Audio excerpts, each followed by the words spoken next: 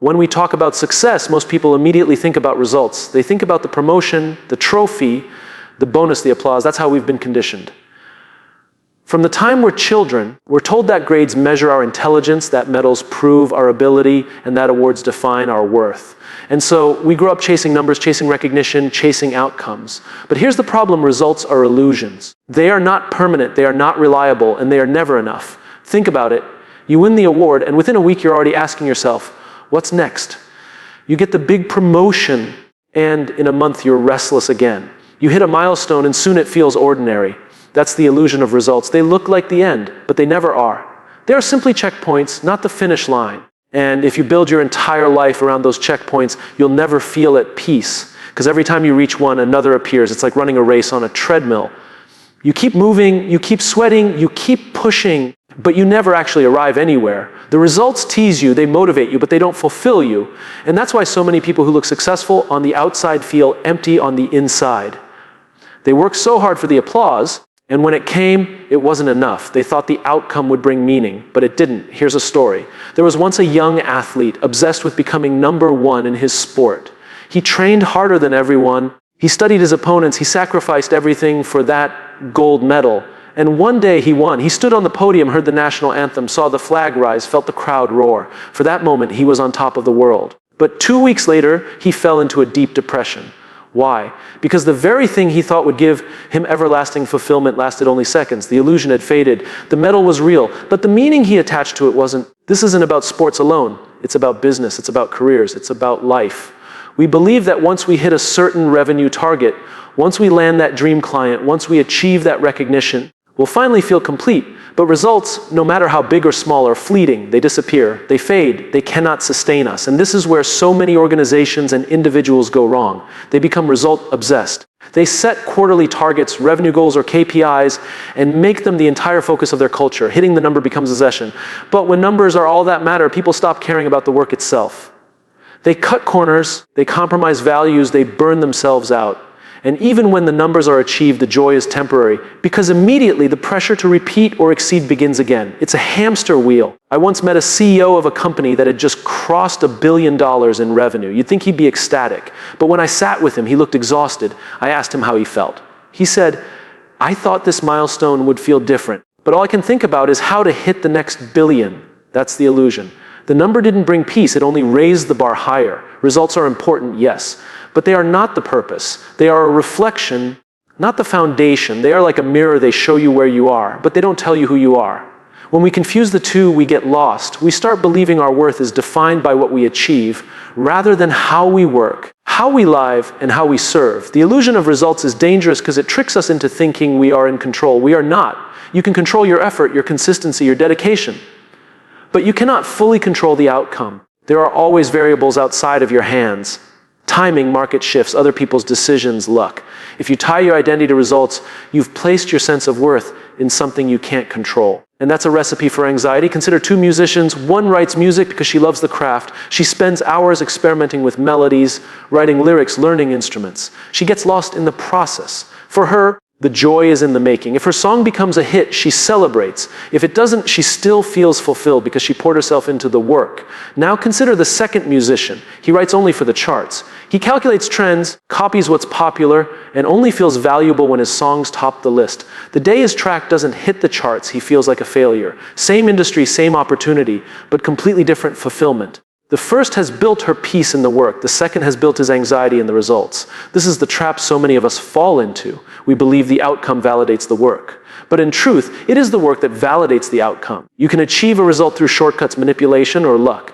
But you cannot build mastery, growth, and purpose without the work. Think about inventors. The greatest breakthroughs in history didn't come from people chasing trophies. They came from people obsessed with discovery. Thomas Edison didn't try to invent the light bulb for awards. He was obsessed with solving a problem. He failed over 1,000 times, but each failure was part of the process. The result, the working bulb, was inevitable because the obsession was with the work, not the result. And this is the irony when you stop obsessing over results and start obsessing over the work. The results actually come faster and stronger because your energy isn't wasted on anxiety about the finish line. It's invested in the steps. And step by step, you build something meaningful. Imagine climbing a mountain. If you stare only at the peak, you'll feel overwhelmed. You'll feel like it's impossible. But if you focus on each step, the process becomes manageable, even enjoyable. And before you know it, you look up and realize how far you've come. The peak takes care of itself. That's the illusion of results. They look like the goal, but they're simply the byproduct of consistent steps. There's another danger in result obsession. It narrows your vision. You become so focused on the scoreboard that you miss the opportunities around you. You don't notice the lessons, the relationships, the growth. You're so fixated on getting there that you miss the joy of being here.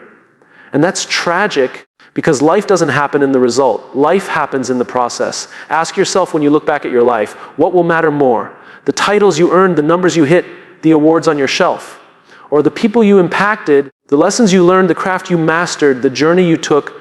Results may look good in history books, but it's the work, the day-to-day effort, the persistence, the passion that builds a meaningful story. The illusion of results is seductive. It whispers, once you get there, you'll finally be happy. But fulfillment doesn't come at the finish line. It comes in every moment you commit to the work. It comes in the early mornings when no one's watching. It comes in the late nights when you're still refining. It comes in the quiet progress, the unseen struggles, the invisible victories. That's where the real joy lies. And so the challenge is simple but difficult. Shift your obsession. Stop asking, what will I get if I do this? And start asking, who will I become if I keep doing this? Results answer the first question, but only the work answers the second. And who you become will always matter more than what you get. So yes, celebrate results when they come. Acknowledge them, appreciate them, but don't get tricked by them. Because the moment you confuse them for your purpose, you've lost sight of the real game. The results are not the destination. They are simply signs along the way, reminding you that you're moving forward. The destination is the work itself, the craft, the growth, the impact, the meaning. Because at the end of the day, results fade, but the work shapes you. Results are temporary, but the work is permanent. Results are illusions, but the work is real. We live in a world where almost everyone is rushing toward the finish line. We are told that happiness comes once we arrive, once we get the job, once we build the business, once we buy the house. Once we hit the milestone, that's when we'll finally feel fulfilled. But here's the truth most people don't realize until it's too late. Joy doesn't come from the finish line. Joy comes from the process. It's not what we get at the end that makes life meaningful. It's what we become while we're doing the work. The process is where the magic happens. It's in the early mornings when you're practicing your craft, not the night of the big performance. It's in the late nights refining an idea, not the moment the product launches. It's in the struggle, the repetition, the learning, the failing, and the improving. That's where growth lives. That's where fulfillment lives. The result might last a day, a week, maybe even a year, but the process lasts a lifetime. Think about an artist painting a masterpiece. Most people only see the final piece hanging in a gallery. They admire the brushstrokes, the colors, the beauty. But the artist doesn't fall in love with the finished canvas. The artist falls in love with the hours spent mixing colors, layering paint, making mistakes, starting over, finding flow. That's the joy. The painting on the wall is just a reminder of the process, not the reward itself. This applies to everything we do. Entrepreneurs who love the hustle of building something from scratch, they thrive even in the messy middle. Athletes who love the grind of training, they wake up every day excited, not just for game day, but for practice itself.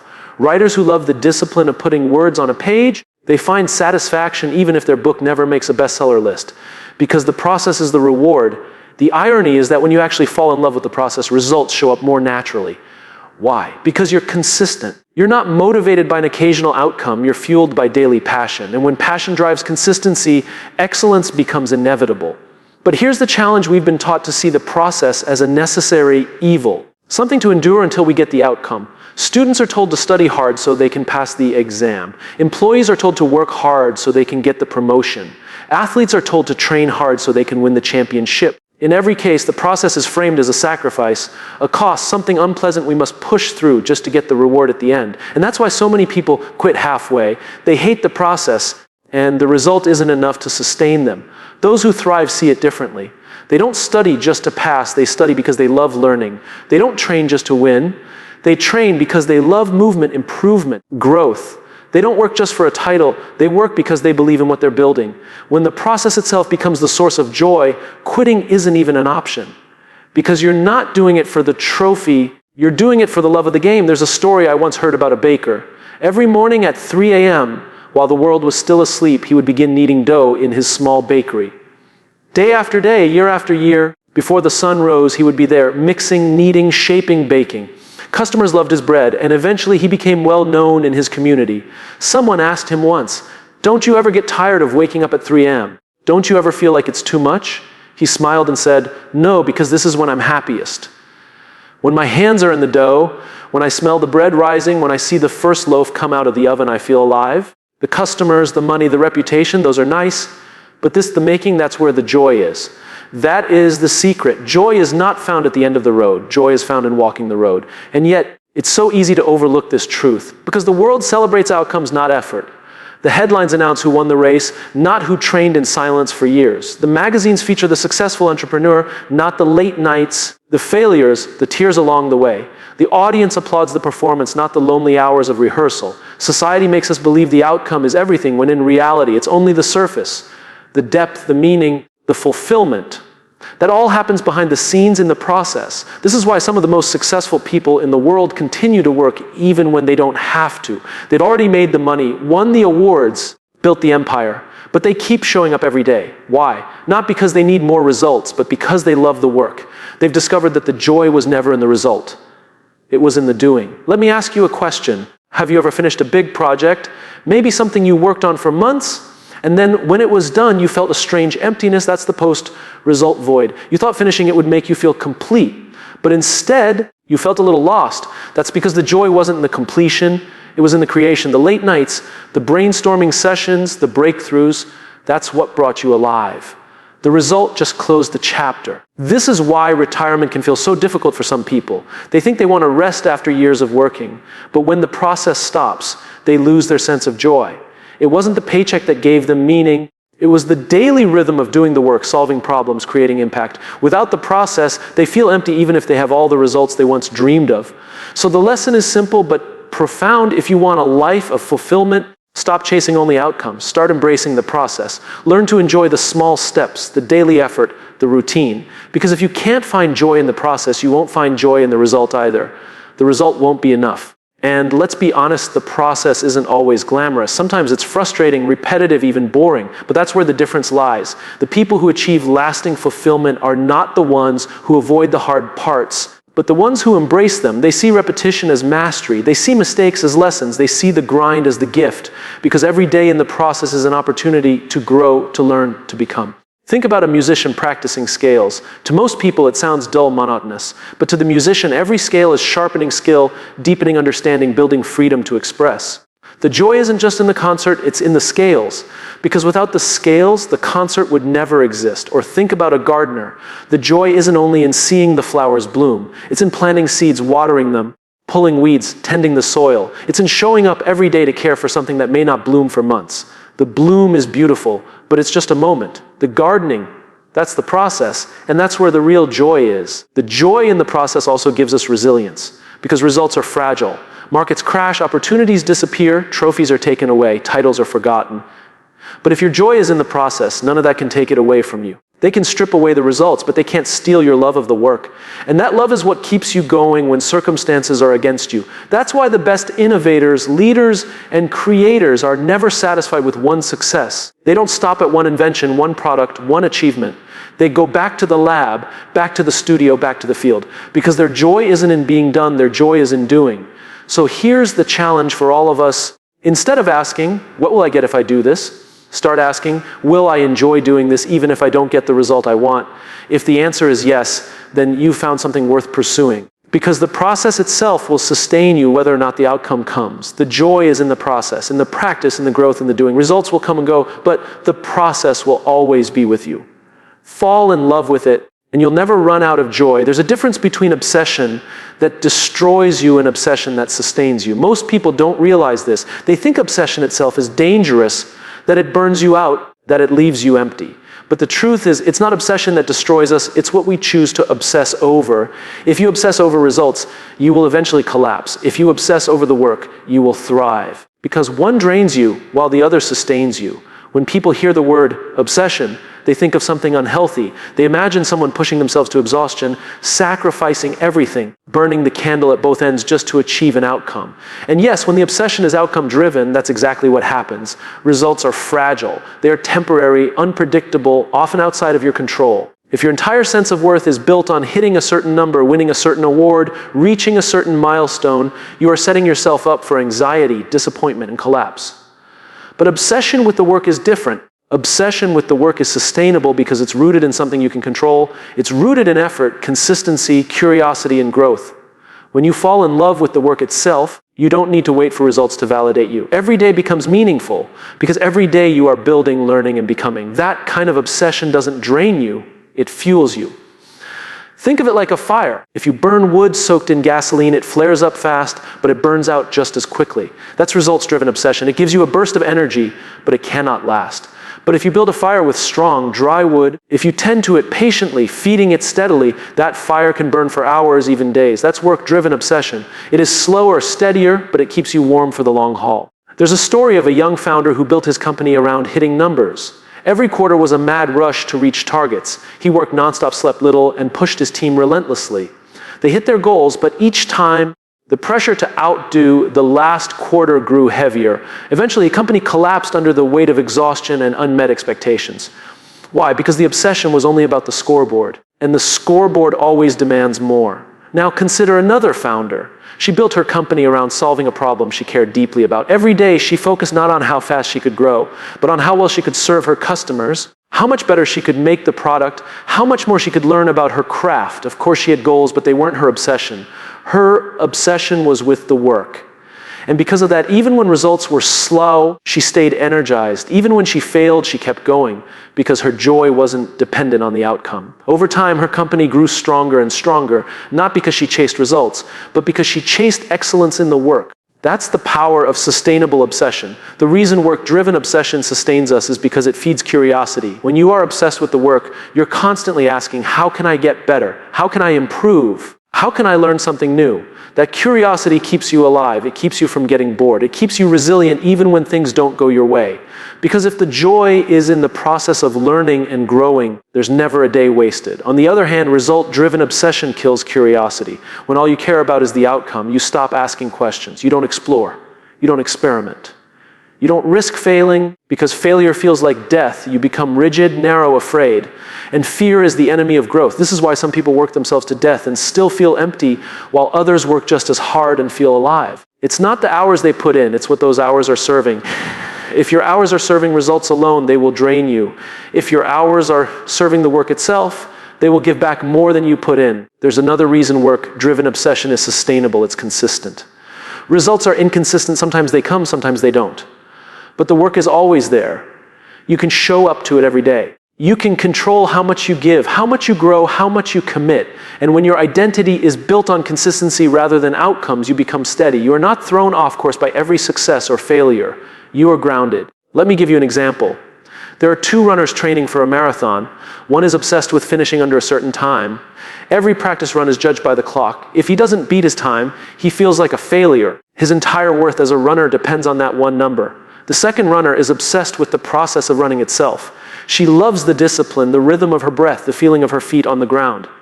She pays attention to her form, her strength, her endurance. Of course, she wants to finish well, but her obsession is not the clock, it's the craft. Who do you think will enjoy training more? Who do you think will keep running long after the race is over? The second runner, because her obsession sustains her. The first will likely quit once he burns out chasing times that never seem good enough. Sustainable obsession also builds resilience. When your obsession is the work, you can survive failure because failure doesn't end the work. Failure is part of it. You can embrace mistakes as learning, setbacks as lessons. But when your obsession is the result, failure feels catastrophic. It crushes you because it feels like the very thing you were chasing slipped away. The truth is, the people who change the world are almost always the ones who are obsessed with the work, not the results. Inventors obsessed with solving problems, not with fame. Artists obsessed with creation, not with recognition.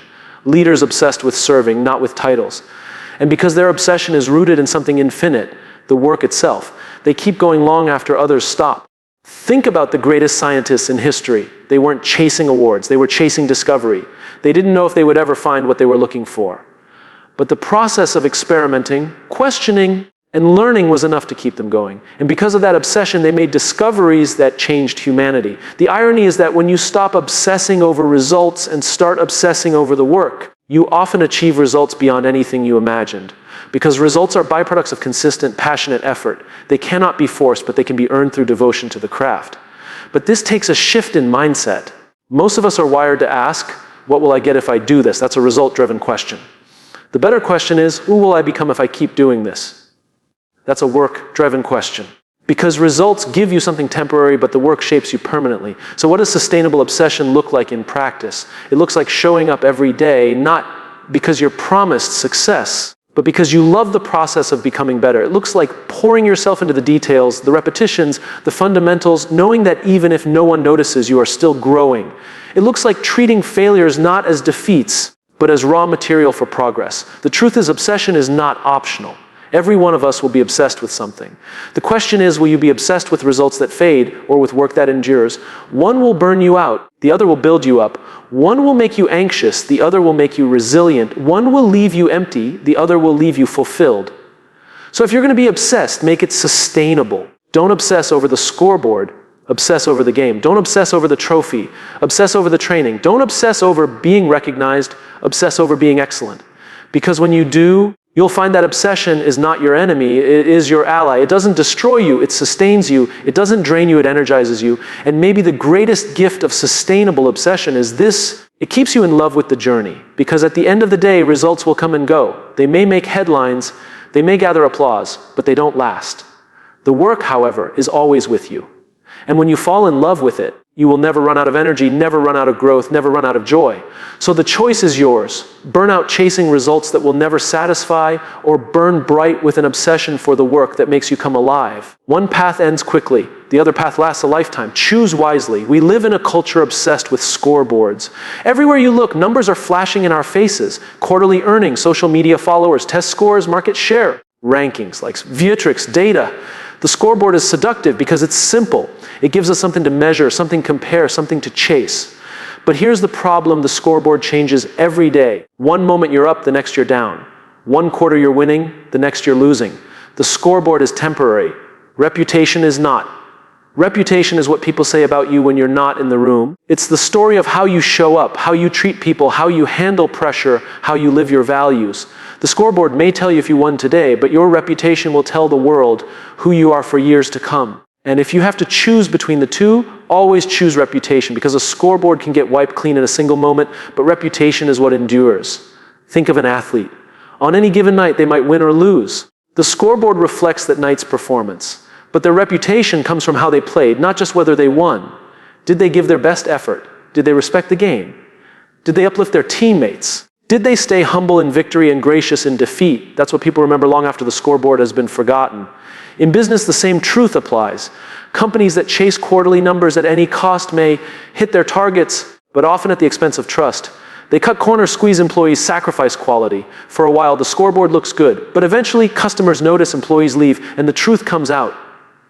The scoreboard can be manipulated. Reputation cannot. Once trust is broken, numbers won't save you. I once met a leader who was obsessed with being number one in his industry.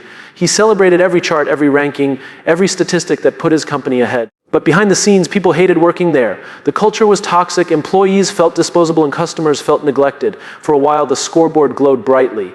But within a few years, the company collapsed. Why? Because you can't build a lasting legacy on temporary numbers. You build it on reputation. Now consider another leader I met. She wasn't obsessed with being number one. She was obsessed with being trustworthy. She cared about her employees, invested in their growth, listened to her customers, and refused to compromise her values for quick wins. Did her company always top the charts? No, but year after year, decade after decade, her reputation grew stronger. And because of that, people wanted to work with her, buy from her, follow her. When crisis hit, her company didn't crumble, it thrived. Because trust once earned is far more powerful than numbers. The scoreboard is a snapshot. Reputation is a story. The scoreboard shows what you did in one moment. Reputation shows how you've lived over many moments. The scoreboard is about outcomes. Reputation is about character. And here's the irony. If you focus on your reputation, if you consistently do the right thing, serve others, and show up with integrity, the scoreboard usually takes care of itself. The danger of chasing the scoreboard is that it tempts you to take shortcuts. You're behind in the game, so you bend the rules. You're desperate to hit the target, so you push people harder than they can handle. You want to look good today, so you sacrifice tomorrow. And in the process, you may win the point, but you lose the trust. And once trust is lost, the victory means nothing. There's a saying, reputation is built in drops and lost in buckets. You can spend years building trust, showing consistency, earning respect, and then in one careless moment, it can all be gone. That's why reputation matters more than the scoreboard, because the scoreboard forgives mistakes. Reputation does not. Think about your own life. Do you remember every grade you ever got in school? Do you remember every number from every job? Probably not. But you do remember the teachers who cared about you, the mentors who believed in you, the bosses who supported you, the colleagues who treated you with respect. You remember people's reputations, not their scoreboards. It's the same with leadership. People don't follow leaders because of their titles or numbers. They follow them because of their reputation, because they trust them, because they know who they are. Numbers may impress for a moment, but character inspires for a lifetime. The challenge is that reputation takes longer to build. Scoreboards give immediate feedback. You can check your likes right now. You can look at your revenue this quarter. You can see your ranking today. Reputation doesn't work that way. It's slower, quieter, harder to measure, but it is also far stronger. The scoreboard is a sprint. Reputation is a marathon. And let's be honest, it's tempting to chase the scoreboard because it feels good. It feels good to hit targets, to win awards, to see the numbers climb. But that feeling doesn't last. And if that's the only thing driving you, you'll end up empty. Reputation, on the other hand, gives you something deeper. It gives you respect, trust, and loyalty. And those are the things that last. There's a story about a teacher who spent 40 years in the classroom. She never won awards, never made headlines, never appeared on any scoreboard. But her reputation was extraordinary. Her students spoke of her with gratitude. Her colleagues admired her dedication. Her community respected her deeply. She changed lives quietly without recognition. Years later, when she retired, hundreds of former students came back to thank her. That's reputation. The scoreboard never noticed her, but her impact will outlive her. The truth is, scoreboards make noise, but reputation makes echoes. Scoreboards shout for a moment, but reputation whispers for generations. And when you're gone, no one will care what numbers you hit. They will care about how you made them feel, how you treated them, what you stood for. That's what will remain. So the question you have to ask yourself is this: are you living for the scoreboard, or are you living for your reputation? If you're chasing numbers, you may look successful today, but you'll struggle to sustain it. If you're building reputation, you may not always look like you're winning, but you will always matter. And here's the beauty of it: reputation doesn't require perfection. You don't have to win every game, hit every target, or top every chart. What builds reputation is consistency. Showing up, being honest, admitting mistakes, treating people with respect, doing the right thing even when it's hard. That's what people remember. That's what lasts. There's a line I once heard: when all is said and done, people won't remember your numbers, they'll remember your name. Not the letters after it, not the titles attached to it, but the name itself. And what your name stands for, that's reputation. The scoreboard will always tempt you. It will tempt you to think that winning now is all that matters. But resist the temptation. Focus instead on building something deeper, something stronger. Because when the numbers fade, your reputation will remain. And in the end, that's the real victory. So yes, play the game. Yes, strive to win. Yes, set goals and measure progress. But don't confuse the scoreboard for success. Success is not being ahead today. It's being remembered tomorrow. It's not the number you achieve, it's the name you leave behind. The scoreboard tells the world if you're winning. Reputation tells the world who you are. And who you are will always matter more. We have been taught almost from the beginning of our lives to play finite games. From childhood, we compete in sports where the rules are clear, the players are known, and the objective is to win. In school, we take exams where the grading scale is fixed, and the measure of success is a number on a paper. Later in business, we chase quarterly results, market share, or a certain title because we believe success is reaching the top of a ladder. Everything around us conditions us to think that life is a scoreboard, that there is an end point, and that winning is the ultimate measure of value. But life is not a finite game. Leadership is not a finite game. Legacy is not a finite game. The real game is infinite. The infinite game has no finish line. There is no final whistle, no ultimate scoreboard, no point at which you can say, I've won forever. In the infinite game, the players change, the rules evolve, the conditions shift, and yet the game continues. It was being played before you arrived, and it will be played long after you're gone. The purpose of the infinite game is not to win, but to keep playing, to stay in the game, to keep growing, to keep contributing, to build something that lasts beyond you. The problem is too many people approach the infinite game with a finite mindset. They believe that if they reach a certain level of wealth, if they achieve a certain title, if they crush their competition, then they have won. But what happens when they reach that milestone? What happens when they realize someone else has already climbed higher, or when the market shifts, or when their so-called victory turns out to be temporary? They are left empty, disillusioned, or desperate to hold onto their position at any cost. That's the danger of playing a finite game in an infinite reality. The infinite game requires a different kind of mindset. It requires patience when the world rewards speed, requires vision when the world obsesses over immediate results. It requires resilience when the world is quick to discard what is no longer trending. The infinite game is about legacy, not victory. It's about endurance, not quick wins. It's about building trust, not casing applause. Let me give you an example. Think about companies that have lasted for generations. They didn't survive because they won every quarter. They didn't survive because they crushed every competitor. They survived because they kept adapting, because they focused on staying relevant, because they built relationships that endured. Their leaders weren't obsessed with being number one on a chart. They were obsessed with ensuring the company would still matter in 50, in 100, in 200 years. That's the infinite game.